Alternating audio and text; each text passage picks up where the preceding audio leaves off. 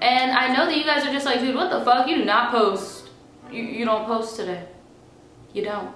Well, I'm posting today. And if you guys notice, I am wearing the same outfit, which means I recorded in the same day. And that was lame as fuck. Don't do that at home. This video is going to be an Ask a Voodoo Child. I wanted to do a story time, but I haven't done an Ask a Voodoo Child in a while, so I'll probably just go and shoot a story time right after this. So let me go get my phone. Why don't I have my phone and I'm about to do an Ask a Voodoo Child? Oh, okay. I'm loaded. Wow, I look really red in this lighting, but I'm just gonna hop right into this video, okay? I said that this person has been hitting me up for a long time to like make this video, and I only thought it would be right to read it. So here we go. Okay, let me start this by saying in this story I am in no way innocent. Actually, I'm probably one of the most guilty parties in this story. Also, all names have been changed. Okay, so this story starts on... I'm sorry, y'all. I'm not gonna be one of them YouTubers that be like, you need to spell check. I just need a minute to read through the grammar. Give me a second. The story starts after Thanksgiving. 3 of my closest friends were over my house. Marie, Michelle, and Terry. Terry is Marie's cousin, and Terry is a girl. She wanted me to say that. Terry was the oldest out of all of us and the only one who drives. Michelle and Terry were dating.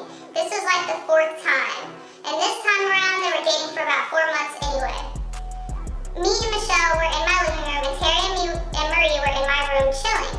When Michelle tells me that one of our friends was flirting with her, this guy named Dylan and I... These are a lot of characters. I hope y'all can keep up, because I'm getting lost in the motherfucking sauce, okay? ...a guy named Dylan, and I remember thinking, what the fuck? I know he knows she is dating someone, or why didn't she correct him if he didn't know? Then she went on to say that she was tired of Terry and she was too clingy and needy. Anyway, fast forward to a couple hours later, we were sitting around bored, then Michelle suggests we go play with the Ouija board. I'd have been like, Michelle, get out. Get out. I'm not playing, get the fuck out. Like, you take your little demon board and get the fuck out. Bless this mess, Jesus, Allah, Buddha. Bless her. No, ma'am. Marie freaked out, so we decided we were going to play with it just after we took her to work. So we took her to work, then went to Toys R Us to get a Ouija board, then went to the park to try and play with it. Why are you doing this? Oh my God, like I'm getting so nervous for y'all right now. Oh my God, oh my God. Went to the park to try and play with it, and nothing happened. So we went to a different park, and nothing happened. So we gave up, y'all did this twice, oh my God. Then we decided to go to the lake and wait till we had to pick up Marie. And on the way to the lake, we saw Dylan and his best friend Kyle skateboarding around the neighborhood. So we got out and talked to them, and they said they were going to the lake. So Michelle begged Terry to let them ride, and Terry agreed. So they all climbed in her small car and we went to the lake. And when we were there, Michelle made up an excuse about why she wouldn't hold Terry's hand or kiss her in front of Dylan. And it was something like his little brother is homophobic, and she was scared that he was too. But I was like, I know Dylan, he is not homophobic. And she looked at me like, bitch, shut the fuck up. And I was like, whatever. Like my naive ass didn't know anything of it, and Terry was so blinded by love to think anything either. There are no periods here, by the way. That's why I'm like, if I sound like I'm like, blah, blah, blah, blah, that's why. Next day, I look on my Kick Messenger and I see that Terry, Dylan, and Michelle all have the same Kick name, 112516. So I asked Terry what that meant, because some of them didn't sit right anyway. Michelle had told her that it meant that it was a good day with Terry, and I knew that something smelled fishy, so I wait for 5th period math on Monday, so I could ask Dylan himself what it meant, and he said it's the day I asked out my girlfriend. Michelle. And my mouth dropped in disbelief. And I said, oh hell no. So then I texted Michelle immediately and told her that she only had 30 minutes or else I was... I'm sorry, I'm not one of those YouTubers. I'm like legit struggling, but like I'm one of those people where I want to have my first experience with the story with you guys. So I don't read these beforehand. I don't have a story in mind of what they might even be talking about. So sorry if I'm stumbling. There are no periods, nothing. I'm trying, okay? I'm trying. They were trying to beg Dylan not to break up with her later that day after school. I ran out to Terry's car to stop her from leaving without talking to me. So I sat on her hood because I knew he has had depression before and I wanted to make sure she was okay, but she didn't want to talk. She just wanted to go home. I saw so much pain on her face and the tears streamed down her face. She begged me to get off her car. I later found out that she was going to try and kill herself that day, but I stopped her by showing her that someone cared. Like a week later, we discovered that she had also cheated on her with 3 other people. About a month later, Terry was at my house and we ended up sleeping together. Oops. Okay, so I'm kind of confused because I'm like, why do you care so much that what's going on in somebody else's relationship? But now it kind of makes sense to me because you just smashed her. So you probably wanted them to get broken up anyway so that you can get some biscuit. It's my opinion. And I was right because you talking about, yup, and I smashed her. I had a boyfriend at the time. We both only told one person. I told my ride or die Bree, and then Terry told Michelle because she was trying to get back with her. Insert eye roll here. But what do you expect? Like, if you're gonna do shit like that, you have to be okay with being a rebound. Like, you can't have any feelings attached type of thing. Cause like, think of it this way, if it wasn't for you meddling, they would still be together.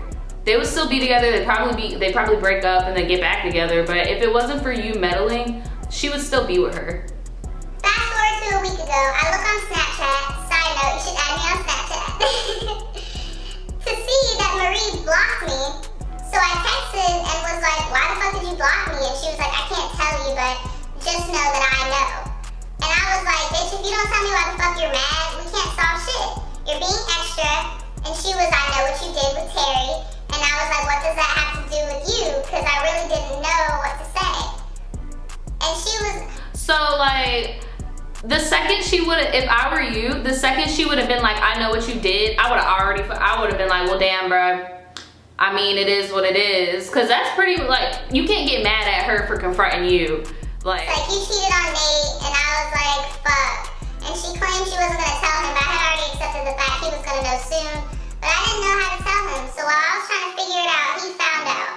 And he gave me some lame ass excuse, like, oh, I bought his thing where you can look at people's text, like an app, where you can look at people's text messages, and I don't believe him, but whatever, we're still together. Girl, that does exist, okay? My crazy ass did it with my ex-boyfriend.